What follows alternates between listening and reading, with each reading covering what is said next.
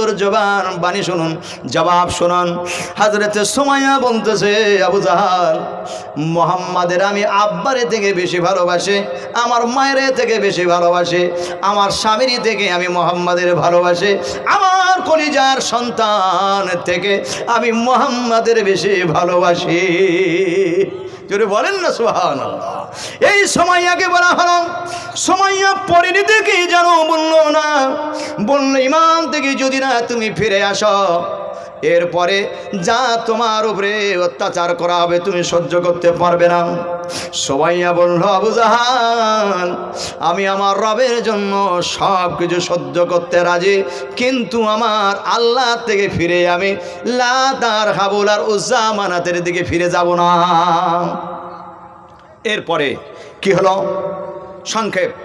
এরপর হলো ছেলেদেরকে বলা হলো, ছেলে ঈমান থেকে ফিরে এসে বললো হবে না। স্বামীরে বলা হলো ফিরে এসো, বললো হবে না। স্বামীরে এক গাছে বাঁধা হলো, আর সন্তানকে অপর গাছে বাঁধা হলো।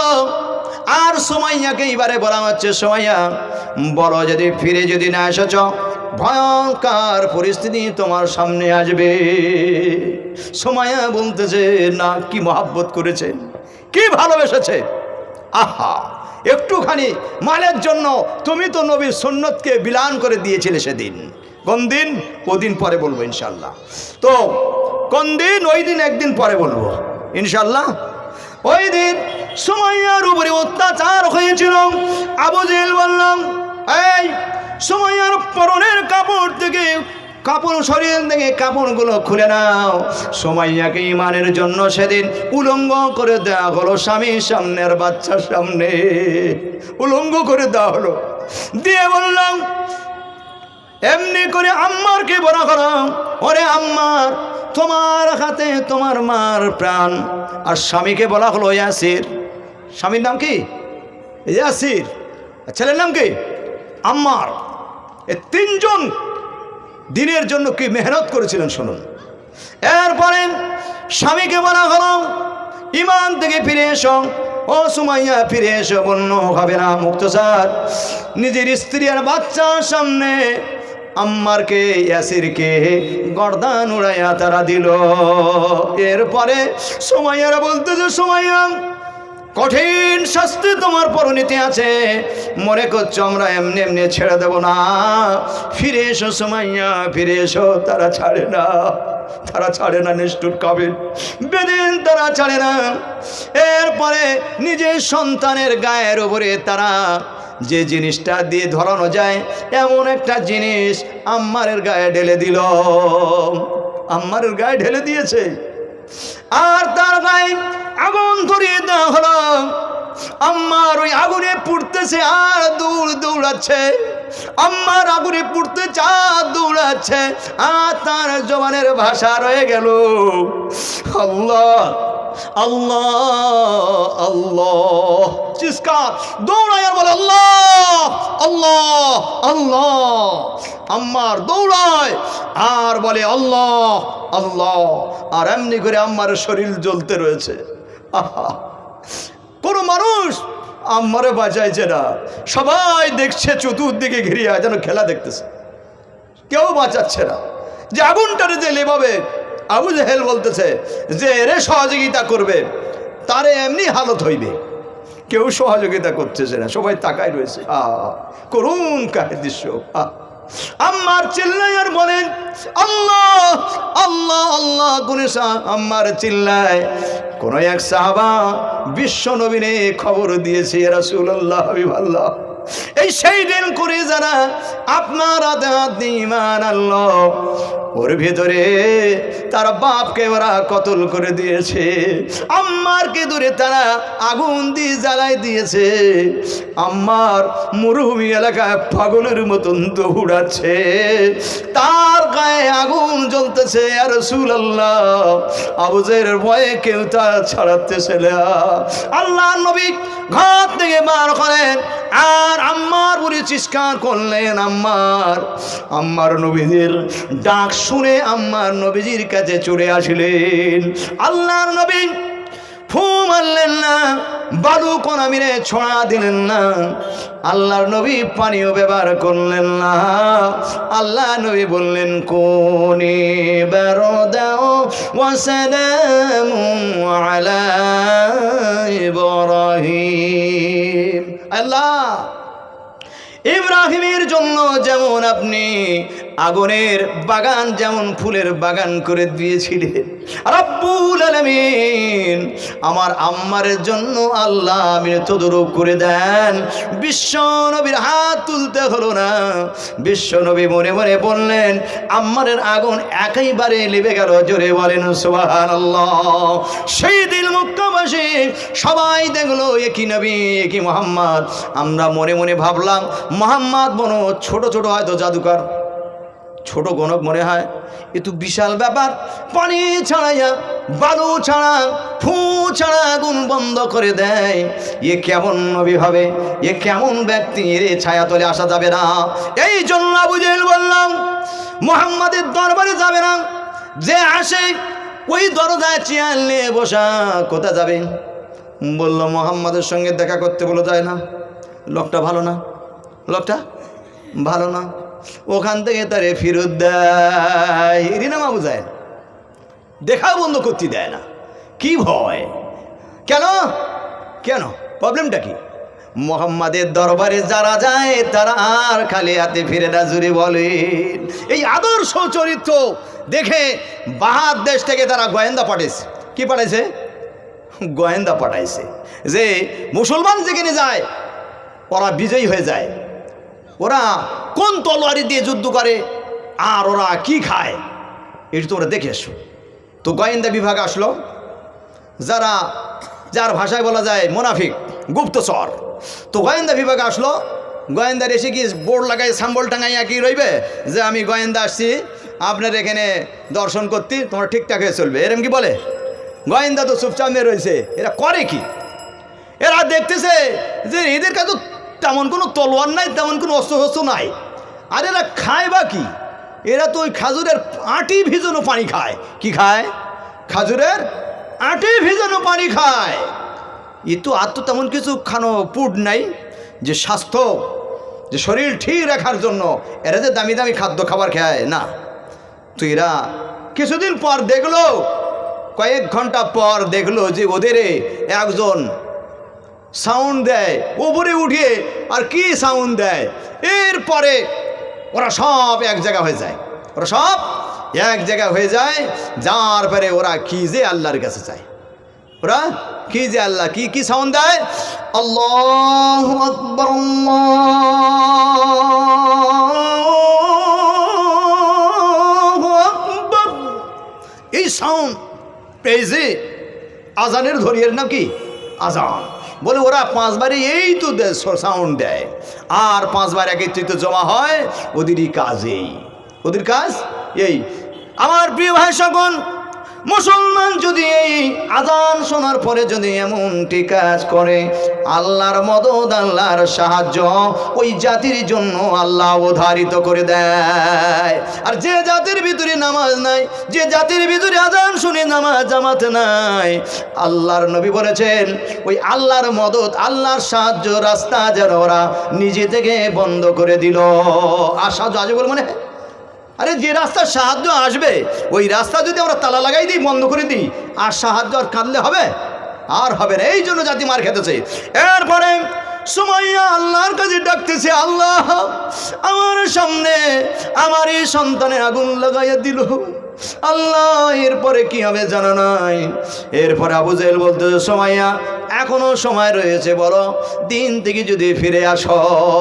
সুমাইয়া বলতে যায়, স্বামীরে দিয়ে দিলাম, বাচ্চারে দিয়ে দিলাম, আমার প্রাণ আমি দিয়ে দেব আল্লাহর রাস্তায়, এতটুকুনি আমারও দুঃখ নাই। আবু নিষ্ঠুর আবু জেহেল, কঠোর আবু জেহেল, এই শয়তান আবু জাহাল চতুর্দিকটা আলো জমা করলো, ভালো করে সুমাইয়াকে উলঙ্গ করে দিল, আর তার সরঙ্গাতে বর্ষার তীর আর তলোয়ার দিয়ে সুমাইয়াকে মেরে দিল। এত নিষ্ঠুর, তবু সুমাইয়া ইমান থেকে ফিরে যায়। হে আমার কলিজার মায়েরা বুবুরা, এই সেই নারী সুমাইয়া ইমানের জন্য তার স্বামীকে আল্লাহ রাস্তায় দিয়ে দিলেন, ইমানের জন্য তার সন্তানকে কলিজার সোনার টুকরাকে চাঁদের মুক্ত দেখতে আমার সে সন্তানকে মায়ের সামনে ইমানের জন্য আগুন দিয়ে জ্বালাইয়া দিল। ও মা, ও কলিজার বোনেরা, আমার মায়েরা, তোমরা কি পারো না তোমার স্বামীদেরকে? আমি কতল করতে বলছি না, শহীদ করে দিতে বলতেছি না, আমি বলতেছি একটুখানি সুমাইয়ার মতন ইমান তৈরি করে তোমরা নামাজি বেনে যাবে, আর তোমাদের স্বামীদেরকে একটু আল্লাহর রাস্তায় নামাজ পড়ার মতন একটু অভিযোগ করবে, পারবে না? আর তোমার সন্তানদেরকে আল্লাহর কোরআন শিক্ষা করবে, আর এই পথে তারা যেন আখরাত মুখে যেন চলতে পারে, এই শিক্ষা তোমাদের কাছে দিতে হবে, পারবে না ইনশাল্লাহ? এই আওয়াজ দূরে যেতেছে না? না যাচ্ছে না? এই আওয়াজ যেতেছে কি না? তাহলে নেককার মা বোনেরা শুনতেছে। ভালো ঘরের মা বোন যদি হয় ইনশাআল্লাহ ওরা জোর করে তাদের স্বামীদেরকে জাহান্নামে দিতে পারবে না। বললো হুজুর এমন কি হয়? এমনটা কি হয় যে নিজের স্বামীরে জান্নাত জাহান্নামে দেবে? হ্যাঁ, এমনটি হয়। বিশ্বনবী জনাবি মুহাম্মদুর রাসূলুল্লাহ সাল্লাল্লাহু আলাইহি ওয়াসাল্লাম বলেন, কিয়ামতের দিন একটা মহিলা যখন জাহান্নামে যাবে, 4 জন পুরুষকে নিয়ে জাহান্নামে যাবে। শুনতেছেন না? শুনতেন না? শোনেন নাই? একজন মহিলা, আমার মা, আমার বোন, আমার ভাবি, খালারা, আপনারা জাহান্নামে যাবেন না, আর আমার ভাইদেরকে একটুখানি বাঁচাইলেন। মহিলাদেরকে জান্নাতে যাওয়ার জন্য রাসূল সহজ রাস্তা বলেছেন। কি রাস্তা? খুব সহজ আমল, তেমন কোনো আমল নয় যে মেয়েদেরকে বিশাল কিছু করতে হইবে না, অল্প কিছু করবে। আল্লাহর নবী বললেন মহিলারা জান্নাত পেয়ে যাবে। জোরে বলেন সুবহানাল্লাহ। কাজটা কি? আল্লাহর নবী বললেন আল্লাহর হুকুমটা মহিলা ঘরে থেকে আদায় করবে, আর পর্দার ভিতরে আবদ্ধ থাকবে, আর স্বামীর কথা মোতাবেক তারা চলবে, স্বামীকে খিদমত করবে। এতটুকুনে কোনো মহিলা যদি করে, আল্লাহর নবী বলেছেন ওই মহিলা মা খাদিজা, মা আয়েশা, মা সাউদা, মা সুফিয়া, এমনি করে মা হাওদা, মা যায়েনাব, এমনি করে বড় বড় জান্নাতি মহিলাদের সঙ্গে তারা জান্নাতে চলে যাবে। এতটুকুনি করবে। আর তারা কি করবে? তারা করবে তাদের স্বামীদের জান্নাতে যাওয়ার জন্য সুযোগ করে দেবে। মহিলা যদি নামাজ না পড়ে, কিয়ামতের দিন ওই মহিলা জাহান্নামে যাওয়ার আগে ওর স্বামীর জাহান্নামে দেওয়া হবে। বলে কেন? মহিলা নামাজ পড়েনি, তা আমারে জাহান্নামে দিবে? নবী বললেন মহিলা খারাপ কাজ করার পিছনে ওর স্বামীর হাত ছিল, ওর স্বামীর হাত ছিল না? মহিলা যখন মহিলা সমিতির বন্দরের হেডমাস্টার হয়ে গেল, দিদিমণি হয়ে গেল, ওই সময় স্বামী বাবা পিটছে, আমার স্ত্রী যায় আর গজ গজ করে টাকালে চলে আসে। কেন? বলল আমার স্ত্রীর পাওয়ার এত, শুধু ম্যানেজার কাছে যায়, স্যারের কাছে যায়, বসের কাছে যায়, আর বসে কানে কানে 2-4টি কথা কয়, আর বস টাকা দিয়ে দেয়। এমনি করে আমার চলে। তাহলে জাহান্নামে কে দিল? এই পুরুষ না? দায়ুস, এ শয়তান, এ দায়ুস। হ্যাঁ, এ পাকা শয়তান। শয়তান তো হাসে ওরে কীর্তিকলাপ দেখে, বলে হায় রে, নিজের বউরে অন্যের পাশে বসাইলি, বেকুব। জাহান্নামে যাওয়ার জন্য এইটুকুনি যথেষ্ট, এইটুকুনি যথেষ্ট। আল্লাহ নবী বলেন এই মহিলা জাহান্নামে যাওয়ার পিছনে এই যুবকটির হাত। বলল কেন? বলল এই যুবকটা বন্ধন করার হুকুম দিয়েছিল। যত রকম বন্ধনের লোন আর মহিলা সমিতি বলো, এর স্বামী থাকা সত্ত্বেও বারণ করে নাই। ও জানে এমনি করে টাকা উড়ে আসছে, যেখানে আসুক, আমার আর খেটে কি লাভ আছে? না নাই? এই জন্য ওর জাহান্নামে দেওয়া হবে, ওর বউ সমেত। এই জন্য আল্লাহ নবী বলেন ওরে যুবক, তোমার স্ত্রী নামাজ পড়ে নাই, তুমি কিছু বলো নাই। তোমার স্ত্রী পার পুরুষের সঙ্গে ফোনে 1টা-1.5টার সঙ্গে কথা বলেছে, হ্যালো, তাও তুমি কিছু বলো নাই। কেন? বন্ধ টাকা দিতে, ওই টাকায় তুমি আয়েশ করেছো। কি করেছো? আয়েশ করেছো। ঘুরেছ, দামি দামি পোশাক কিনেছ। আরে সরি মধ্যে কি বলে, আরে কচু আলি, আরে পটল আলি, আরে বাবা ওল আলি, তুই এত এত টাকা পায়, জামা এত তো দামি দামি পোশাক পরিস, টাকা পাইস কোনে? তা বলতেছে ও পাই, মানে বইয়ের টাকা আছে। তোর নাই বললো না, বুঝছেন বুঝছেন, ফোনপে টাকা শুধু বইয়ের ভরা, যুবকের নাই, যুবকের নাই। যাক, আমি আমার নেকার মা বোনদেরকে বলি, আমার মা, আমার বোন, আমার ভাবি খালারা, যখন একটা মহিলা যখন জাহান্নামে যাবে, আল্লাহর নবী বলেছেন সর্বপ্রথমে তার বাপকে নিয়ে জাহান্নামে চলে যাবে। কাকে নেবেন? বাপকে নেবে। বলল আমার লিতেছি কেন মা? বলল চরম অপরাধী তুমি। বললো কেন মা? আমি তোরই তো কি সুন্দর খাওয়াইছি, আমি খেটে তোরা জামা দিতেছি, কত কি ভালো মন্দ যা আবদার করছি চাই দিতেছি। বললো বেয়াদব, আমার পায়ের তলায় তোমার ঘাড় দাও, তোমারে চাইতেছে, এবার পা দিয়ে তোমার ঘাড় আমি পিষে দিই। এটাই বাস্তব, এটাই নবীর হাদিস। কিয়ামতের দিন নিজের সন্তানেরা পিতার উপরে রাগ করে তাদের ঘাড়ের উপরে পা দিয়ে তারা ডোলে নিজের কষ্ট নিবারণ করবে। আমার প্রিয় ভাই, এটা আমি কোরআন শোনালাম। আমি জানি আমার গ্রাম অঞ্চলের বাবাজি ভাইয়েরা, আমি যদি কোরআন দিকে ওয়াজ করি, আমার কোরআনের চ্যাপ্টার নয়, আমি শুধু কোরআন দিয়ে যেদিন আলোচনা করব, শুধু ভূমিকা থাকবে কোরআন, কোরআন কি বলে সেই দিন আলোচনা করব ইনশাল্লাহ, শুধু আয়াত থাকবে। এখন আমি আলোচনায় বসেছি ইসলামের জন্য সাহাবাদের কষ্ট। আল্লাহ নবী, ওই মহিলা আল্লাহ নবীর ওই সাহাবী যখন জাহান্নামে যাবে, মহিলা যখন জাহান্নামে যাবে, স্বামীর এলেবে, বললো এরে লিতেছি, বলে আমার লিতেছি কেন? বল তোর তো সব ফ্যাসিলিটি আমি দিয়েছিলাম। বললো আয়, আমি যদি নামাজ না পড়েছি কিছু বলিস নাই, কোরআন পড়েছি কিছু কোরআন পড়ি নাই কিছু বলিস নাই, আমার তরকারি নুন হয়ে গেছে, দেরি হয়েছে, তুই ঝাড়া মেরেছিলিস, আয় জাহান্নামে যাবি, আমার সঙ্গে আয়, কেরকম জাহান্নামি মজা বুঝবি আয়। এরপরে নিজের বড় ভাইরে ডাকবে, আয় আমার সঙ্গে আয়। বলে কোথায়? বলে জাহান্নামে। বললো কেন? তুই জাহান্নামে যাবি, আমার লিবি কেন? আমি তো নামাজ পড়েছিলাম, নামাজ কুল যাবে, এইদিকে আয়। বললো ভাইরে কেন? বললো বাপ মরে যাওয়ার পরে সব দায়িত্ব তোর উপরে আসতেছিল, আর তুই তোর পয়সা বাঁচাবার জন্য আমার স্বামীরে তুই মদ খোর বানায় এসে দিলি, আমার যার সঙ্গে বিয়ে দিলি সে বেনামাজি মদ খোর, আল্লাহরে ডাকে না, নবীরে চেনে না, আল্লাহরে চেনে না, এই টাকা বাঁচাবার কারণে তুই এমন জনের সঙ্গে বিয়ে দিলি। বললো বোন রে, আমি তো ওই দিন টাকা দিলে নাকি সুদ হয়, পনের টাকা দাও না হারাম, ওই জন্য দিতেছি নি, ওই জন্য দিতে নাই। সেই দিন নিজের বড় ভাইকে নিয়ে যাবে, কলিজার নিজের সন্তান, বড় সন্তানকে সেই দিন ওই মা জাহান্নামে নিয়ে যাবে, যে মা গর্ভধারণী মা, নিজের কলিজার মা, একটা মা। ইনশাল্লাহ আমার অপর দিন একটা সাবজেক্ট থাকবে শুধু পিতামাতার খিদমত সম্পর্কে, এজন্য গেলাম না।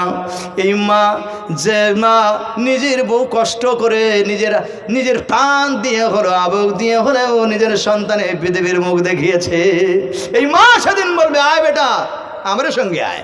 বলে মা কোথায়? বলে জাহান্নামে। বললো মা কেন? তুমি যে আমার এত আদর করছো, জাহান্নামে নিয়ে যাবে কেন? মা তোর জন্য সব কিছু করতেছি। বলছে আয় সব কিছু জাহান্নামে আয়। বললো কেন মা? বললো বেটা আমি তোর মা, আমি শিরক করেছি, ইবাদত করতে গিয়ে তোর বাপ চলে যাওয়ার পরে মাজারে গেছিলাম, মাজারে গিয়ে আমি তোর বাপের জন্য শিরক করেছিলাম, চাদর চড়িয়েছিলাম, তুই পাশে দাঁড়ানো ছিলিস, আমারও কিছু কইস নাই। আমি মাজারে গিয়ে ফুল চড়িয়েছি, তোর বাপ যেন কবরে শান্তি থাকে, তুই কিছু বলিস নাই। এরপরে পীরের নামে আমি গরু জবাই করেছিলাম, তুই তাও কিছু বলিস না। এই শিরক করার কারণে আমি তোরে আল্লাহ আমার সঙ্গে জাহান্নামে দিতেছে, আমার ইবাদতে শিরক করেছি, আমি জানতাম না, আমি তোর মা মূর্খ, আর তুই শিক্ষিত করেছি, পণ্ডিত করেছি, এলাকার ঢালা লোকের তুই বলেছিলিস ওরে যুবক, ওরে আমার সন্তান আমারে কইস নাই, আজ আমি জাহান্নামে যেতেছি, আমার সঙ্গে আয়। এই হলো একটা মহিলা যেদিন জাহান্নামে যাবে, কয়জন নিয়ে যাবে? 4 জন নিয়ে যাবে। হক আছে না নাই? ও মিয়া, আমাদের এই বাড়িওয়ালিদের উপরে যে যার ঘরওয়ালিদের উপরে আমাদের হক আছে না নাই? আরে মহিলাদের উপরে হক আছে মানে পেটন খাওয়ার ধান্দা। কি গো অন্যরে বউ, ওরে যদি হক আদায় করার কথা বলি দ্রুত লাগাইবে না? ওই জন্য বলি যে যার মেয়েদের উপরে বইয়েদের উপরে যে যার হক আছে। হ্যাঁ, ইনশাল্লাহ আমরা হকগুলো আদায় করবো ইনশাল্লাহ। বলেন না ইনশাআল্লাহ। ভয় পাচ্ছেন? ও মিয়া, আপনারা কি ভয় ডয় লাগতেছে যে আমরা যদি ইনশাল্লাহ যদি বলি, ঘরে গেলে যদি আমার ঘরে না ঢুকতে দেয়, ঘরে গেলে আমারে না ঘরে না ঢুকতে দেয়, এরকম ভয় পাচ্ছেন নাকি? আরে ঘরের যদি না ভয় পান, মন খুলে প্রাণ খুলে ভক্তি ভরে একবার মহাব্বতে একবার ইনশাআল্লাহ বলে দেন। বলেন ইনশাআল্লাহ। ইনশাআল্লাহর অর্থ হলো এই মহাবিলা থেকে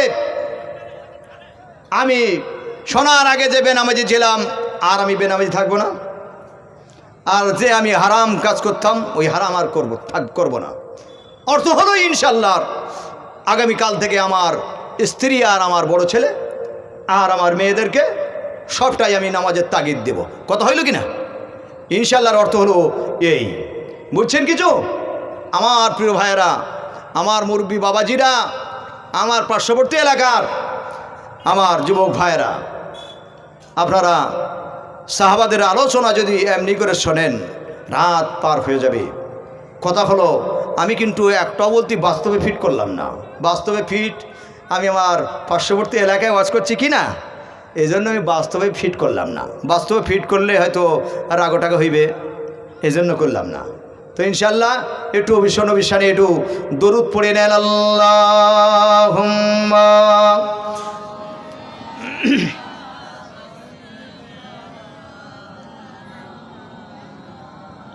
ওয়া আলা আলি সাইয়্যিদিনা মাওলানা মুহাম্মদ। मुझे कुछ मिले या ना मिले, मुहम्मद मिले, यानी वो शय जिसे अल्लाह मिले। बलगल अला बे कमालिहि हसनत जमीअ खसारिहि सल्लु अलैहि वा आलिहि। আপনারা আমার এই নসিহতমূলক ওয়াজ করি নাই, আমার এই নসিহতমূলক কথা শুনলেন 1 ঘন্টা 40 মিনিট। আমার টাইম শেষ হইতে আর মনে হয় 20-22 মিনিট সময় বাকি রয়েছে। তো ইনশাল্লাহ এই 20-22 মিনিটে আপনাদের একটা নসিহতমূলক ওয়াকিয়া শোনাইব। শুনবেন না? প্রিয় নবীর সুন্দর সাহাবার এই কষ্টময় জিন্দেগি শুনবেন। কি শুনবেন? আপনারা বাঁচেন। কি শুনবেন? সুন্দরময় নসিহতমূলক কথা শুনবেন না প্রিয় নবীর মহাব্বতের সাহাবাদের দুর্দান্ত প্রাণ তারা বিলান করে দেওয়া নসিহতমূলক কথা শুনবেন? আমার প্রিয় ভাইরা, এই যে নবী, আমাদের নবী, বিশ্ব নবী, সরকার দো আলম, তাজদারে মদিনা, আহম্মদ মুস্তফা, মোহাম্মদ মুস্তফা, জনাবে মোহাম্মদ রসুল্লাহ, সকলে বলি সাল্লাল্লাহু আলাইহি ওয়াসাল্লাম, তিনি এই উম্মতের জন্য কি করেছিলেন জানেন? কি করেছেন জানেন? আমরা যারে কথা শুনলাম আর যার সাহাবার কথা শুনলাম, সেই নবী উম্মতের জন্য কি করছেন জানেন? জানেন? উম্মতের জন্য বিশ্ব নবী জনাবি মুহাম্মদুর রাসূলুল্লাহ সাল্লাল্লাহু আলাইহি সাল্লাম এই দিন উম্মতের তাক পৌঁছাবার জন্য নবী দান মোবারক শহীদ করেছেন, মাথা কানা ফাটিয়েছেন। তায়েফের ময়দানে নবীজি বেহুশ অবস্থায় পড়েছিলেন।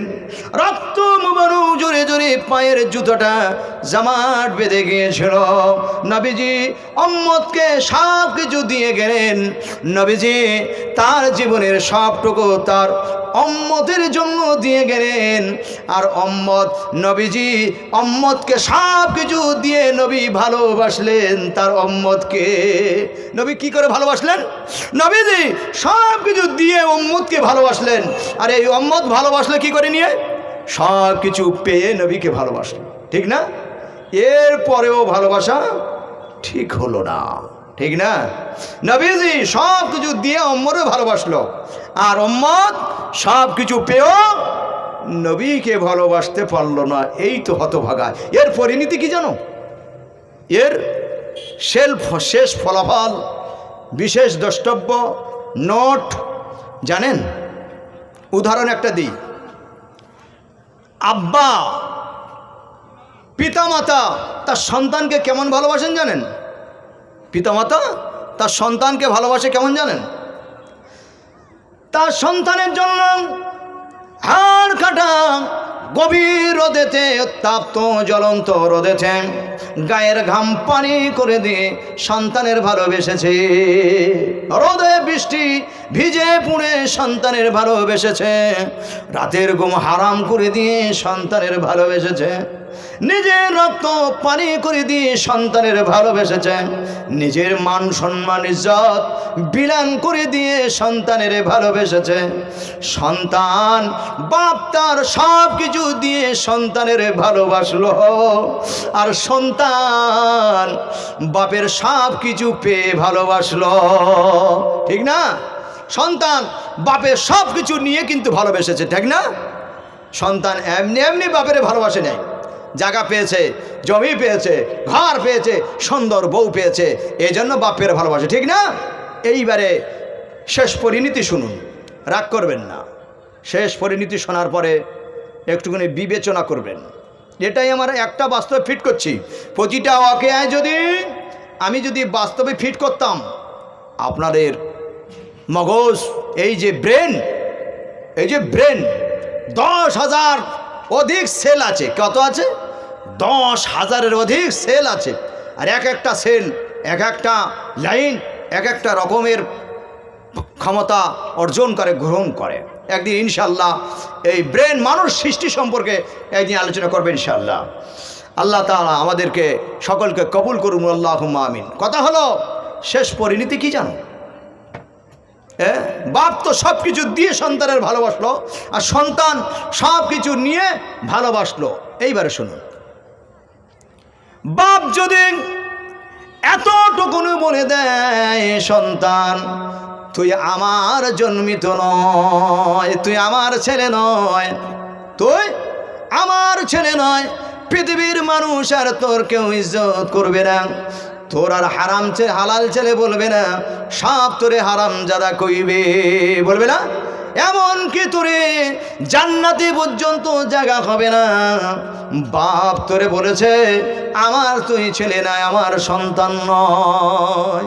বাপের ভূমিকা এত, আমার প্রিয় ভাইরা, যে নবী উম্মতের জন্য সব কিছু দিয়ে গেলেন, উম্মত সব কিছু নিয়ে নবীকে ভালোবাসলো। এরপরে যদি ভালোবাসায় যদি ঘাটতি হয়ে যায়, কঠিন কিয়ামতের ময়দানে, মহশরের ময়দানে নবীজি একটুখানি যদি শুধু বলে দেয় এটা আমার উম্মত নয়, জাহান্নাম ছাড়া আর কিছু মিলবে না। নবীজি শুধু একটুখানি যদি বলে দেয় এটা আমার উম্মতের খাতায় পড়ে না, জাহান্নাম ছাড়া আর উম্মতের কিছু মিলবে না। ওরে প্রিয় ভাইরা, নবীর খাতায়, উম্মতের খাতায় যদি নাম রাখতে চাও, নবীজির সুন্নাত গুলো নিজের জিন্দেগি এনে নাও, আল্লাহ পাক আমার তোমার উপরে খুশি হয়ে যাবে। আর কিয়ামতের কঠিন মাহশরের ময়দানে নবীজির সুপারিশ আমাদের জন্য আল্লাহ ওয়াজিব করে দেবেন। জোরে বলেন আল্লাহুম্মা আমিন। আমার প্রিয় ভাই সকল, যেদিন কিয়ামতের কঠিন মাহশরের ময়দানে এই পৃথিবী ইন্নামাল আমালু বিন্নিয়াত, আমি একটা হাদিস পরিবেশন করেছিলাম, এত ওয়াকিয়ার ভিতরে এই 2 ঘন্টার ভিতরে আমি একটাই মাত্র হাদিস রেখেছি, ইন্নামাল আমালু বিন্নিয়াত, একটা মাত্র। আর একটা কোরআনের আয়াত, ওটা আমি আপনাদের শোনাই নাই, ওটা আপনাদেরকে শোনাই নাই। কি? ওয়ামা আতাকুমুর রাসূল, আল্লাহ বলছেন, কি বলছেন? আমার নবী যেটা হুকুম করেছে সেটাই যদি বান্দা তুমি মেনে নাও, আর নবী যেটা নিষেধ করেছে ওটাই যদি আমার বান্দা তুমি যদি মেনে নাও, আমি আল্লাহ তোমার জন্য সুসংবাদ শোনাইতেছি, তোমার জন্য আমি আল্লাহ জান্নাত রেখেছি। বলুন সুবহানাল্লাহ। নবীরই কথা মানা আমরা জানি ফরজ, মাঝে মাঝে আমরা জানি সুন্নত, মাঝে মাঝে আল্লাহ ফরজ করেছেন। বলুন না সুবহানাল্লাহ। শুনছেন কখনো যে নবীরই কথা মানা ফরজ? শুনছেন? আরে বহু মেহনত করার পর এ সাবজেক্ট বার হয়ে আসে। একটা মানুষ একই আয়াত বারবার যখন পড়ে সঠিক দৃষ্টান্ত তখন তার ব্রেনে আল্লাহ পাক দিয়ে দেয়। আল্লাহ পাক তাকে এলকা করেন, মদত করেন, সাহায্য করেন। বলুন সুবহানাল্লাহ। যেমন একটা বান্দা পড়তেছে কুল হু আল্লাহু আহাদ, কি পড়তেছে? কুল হু আল্লাহ আহাদ। আর আল্লাহ বলেছে বান্দা ওই রকম পড়বি না, ছাচর ওই রকম ধরনের পড়বি না। বলে কি পড়বি? নবী তুমি বলো কুল হু আল্লাহু আহাদ। হে নবী বলো যে আমি আল্লাহ একক। এক তো 2 থাকে না, এককের যা একই পরে আর কিছু থাকে না, এর নাম একক। আর আমরা কি বলি? কুল হু আল্লাহু আহাদ। এই যে বড় কফ, নোক্তাওয়ালা কফ, এইটাই দিয়ে আমরা পড়ি না, আমরা কি পড়ি? কুল হু আল্লাহু আহাদ, কুল হু আল্লাহু আহাদ। এরপরে ইমান থাকে কি যায়? আমি মুফতি সাহেব নয় তো, তবে এতটুকুনি মুফতির কিতাবগুলো পড়েছি, হ্যাঁ এতটুকুনি তো জানি যে কোরআনের উপরে ওর যদি কারিগরি থাকে ওর ইমানই থাকে না। একটা নক্তাকেও বাড়াতে পারবে না, কমাইতেও কেউ পারবে না। এর তরফ থেকে কুলহু করে দিল, যেখানে লাম সাকিন ও লামের উপরে পেশ করে দিল কুলহু আল্লাহু আহাদ, কুলহু আল্লাহু আহাদ। আর আল্লাহ বলতে পারলো না, আল্লাহ আর বলতে পারলো না, কুলহু আল্লাহু আহাদ। নাউজুবিল্লাহ মিন যালিক। এরপরে অর্থ দাঁড়াইলো কুলহু আল্লাহু আহাদ, তোমরা খাও জন্মের মতন খাও, তোমরা খাও জন্মের মতন খাও। আর নবী বলতেছে, আল্লাহ বলতেছে নবী ওইটা নয়, বলো কুল হু আল্লাহু আহাদ, কুল হু আল্লাহু আহাদ। নবী বড় কাপ দিয়ে বলো। আমরা কি পড়ি আমার প্রিয় ভাইরা? এমনি করে আমরা বহু কিছু বলি, এরপরে আমরা কোরআনে সূরা ফাতিহায় আমরা নিজের তরফ থেকে লাগাই ইয়া কানা আবুদু, ইয়া কানা আবুদু, কানা আবুদু। কেউ বলে আবুদু, কেউ না আবুদু।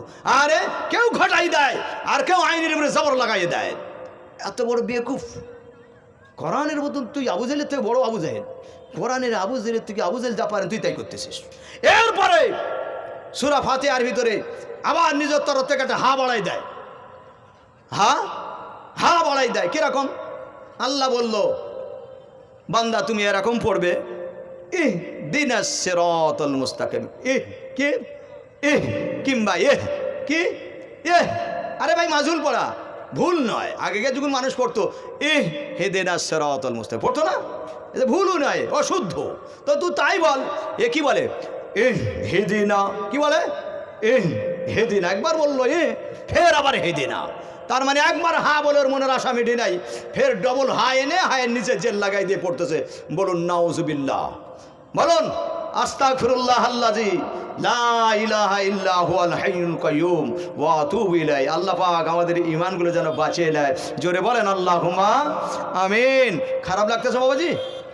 হ্যাঁ, আরে ভাই কোরআন শিক্ষা আমি শুনলাম, আমি মনে মনে করতেছি এটাই আমার ধারণা, এমন একদিন সময় আসবে আমাদের এই ঢেকিবেড়ি, বগলখালি, সচিয়াখালী আর এই পার্শ্ববর্তী এলাকায় সব থেকে এই খানকা শরীফ চৌমাথা জামে মসজিদের এখানে দিনের কাজ আল্লাহ খুবইভাবে চালাবে। আর এমন সুন্দর আল্লাহ পরিবেশ কায়েম করবে, এরই কারণে পুরো এলাকা চমকাবে। জোরে বলুন আল্লাহুম্মা আমিন। আমার মনের ধারণা বলতেছি, আমার ছাত্র ভাইরা যা মেহনত করতেছে শুনলাম, আল্লাহ পাক তাদের মেহনতগুলো কবুল করুক, আর আপনারা যেন তার সাথ দেন। বলুন আল্লাহুম্মা আমিন, বলেন আল্লাহুম্মা আমিন। ও মেহনত এখানে বলতে পারতেছি না, আমার এই সময় সংক্ষেপ হয়ে আসতেছে। ভাইরা, নিয়ত কি জিনিস দেখুন, একটি উদাহরণ দিয়ে আমার শেষ করে দেবো। ইন্নামাল আমালু বিন্নিয়াত। একজন নবী ছিলেন, ওই নবীর নাম হলো নবী দাউদ আলাইহিস সালাম। প্রতিটা নবী কার বলে জানেন? এই নবী কার বলে জানেন? যে নবী আল্লাহ পাক বানাইবার জন্য প্রত্যেক নবীকে তিনটে জিনিস দিয়েছিলেন। কটা জিনিস? তিনটে জিনিস দিয়েছিলেন। একটা হলো হুসনে আখলাক, সৌন্দর্য চরিত্র, আর একটা হলো কিতাব, আর আরেকটা হলো মুজিজা। আরেকটা হলো মুজিজা। কটা জিনিস? তিনটে জিনিস। কি? একটা হলো সুন্দর আখলাক, চরিত্র খুবই ভালো, আর নবী হওয়ার জন্য আল্লাহ পাক তাকে কিতাব দিয়েছে আসমান থেকে। আর নাম্বার 3 হলো তাকে মুজিজা দিয়েছে। আল্লাহ পাক এই দাউদ আলাইহিস সালামকে এমন মুজিজা দিয়েছিলেন, লোহাগুলোকে মুঠো মেরে ধরতেন, পানি হয়ে যেত। এই দাউদ নবীর অনুসরণ করেন আল্লাহরা কিয়ামত পর্যন্ত যদি চেষ্টা করে, আর পানি করতে পারবে লোহাগুলোকে? পৃথিবীর মানুষ যদি চেপে, যদি লোহাগুলোকে চাপে, আর পানি হবে বলে মনে হয়? নবী চলে গেছেন, মুজিজা নিয়ে চলে গেছেন। এই দাউদ আলাইহিস সালাম যখন জাতির কাছে ঈমানের কথা শোনালেন, এ দাউদ নিল না, এ উম্মত নিল না। সংক্ষেপ, দাউদ নবী দুঃখ করে গিয়ে নদীর কিনারায় গিয়ে আর তার জবুর পাঠ করছেন। কি সুন্দর আল্লাহ কণ্ঠ দিয়েছিলেন! দাউদের কণ্ঠ অপূর্ব, অতুলনীয়, তার কণ্ঠ অমায়িক, তার কণ্ঠ আল্লাহ দিয়েছিলেন। দাউদ নবী তার জবর যখন তিলাওয়াত করেন, উড়ন্ত পাখিরা থ্রো হয়ে গিয়ে মাথার উপরে দণ্ডায়মান হয়ে গিয়ে জবর শোনে। দরিয়ার মাছেরা সব কাতারে কাতারে, কেউ লাভ মেরে উপরে ওঠে, কেউ বা মুখগুলো ঠেকিয়ে দিয়ে দাউদ নবীর তিলাওয়াত তারা শোনে। এই জাতি খুঁজতেছে দাউদ কোথায় গেল, আমাদের কাছে তো আসতে না, কোথায় গেল? গিয়ে দেখছে দাউদ নদীর ধারে, বাহ এত সুন্দর মাছ। ওরা মাছ ধরার আইটেম করলো। এরা যখন সংক্ষেপ, এরা যখন মাছ ধরার আইটেম করলো, দাউদ বলতেছে, বাবা এই দিন তো ওরা মাছ ধরো না। বললো, বাহ ভালো কথা তো, ঠিক আছে আজকের ধরবো না, আমরা কালকে ধরবো। ওরা কি করলো? ওরা ওই সুড়ঙ্গের মুখে বাঁধ দিয়ে দিল, একটা রল মতন ছিল, ওরা বাঁধ দিয়ে দিল। দাউদ নবীর তেলাওয়াত শেষ, পরের দিন এসেই মাত্র মাছগুলো ধরে নিয়েছে। দাউদ নবী এমনি করে কিছুদিন চললো। একদিন দাউদ নবীর মেজাজ গেছে চলে, বিয়াদব এ কি শুরু করেছিস? দাউদ নবী তেলাওয়াত শুরু করেছেন, মাছেরা কাতারি কাতারি চলে এসেছে। এরা মাছ ধরার জন্য বাপ বেটা মা বোন সব চলে গিয়েছে। দাউদ নবী বলছে, বাবা মাছ ধরো না। বললো, ভালো কথা। বললো, আজও ধরবে না, কালও ধরবে না। বলে, কেমন করে হয়? এ কেমন করে হয়? আজও ধরবো না, কালও ধরবো না, কেমন করে হয়? বললো, না মানা যাবে না, আজই ধরবো। তাহলে ধরো। যখনই দাউদ নবীর উপরে যেমন মেজাজ চালাতে শুরু করলো, ব্রেন চালানো শুরু করলো, আল্লাহর উপরে যখন কারিগরি শুরু করলো, এরা যখনই জাল ফেলে, যখনই টানে, আল্লাহর কোরআন নাজিল করলো, আলা কিরদুন, এরা সব বাদর হয়ে গেল। এই বাদরগুলো যখন বাড়ি গেল, বাড়ির বউরা ঝেঁটার লাঠি নিয়ে তাড়া করেছে, বাদর এসেছে বাড়ি মাঠ। এরা যখন স্ত্রীর লেটান ঝাঁটা আর লাঠি খেয়ে বাদরেরা মাছ ছুট। এরা তো জানে না যে আমার স্বামী আর আমার ছেলে বাদর হয়ে গেছেন। কিন্তু এই বাদর যখন হয়ে গেল, মার দিল, দৌড় দিল। আপনারা ভয় পাচ্ছেন নাকি?